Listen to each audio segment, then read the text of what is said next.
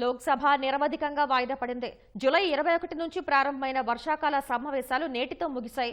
ఈ సమావేశాల్లో కేంద్రం ప్రవేశపెట్టిన 14 బిల్లుల్లో 12 బిల్లులకు లోక్సభ ఆమోదం తెలిపింది.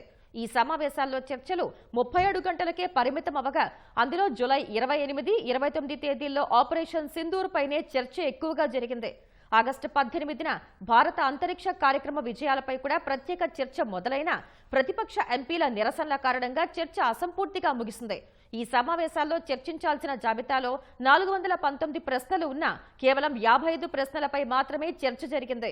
బీహార్లో ఓటర్ల జాబితా సవరణపై విపక్షాల ఆందోళనల కారణంగా సభా సమావేశాలు సజావుగా సాగలేదు.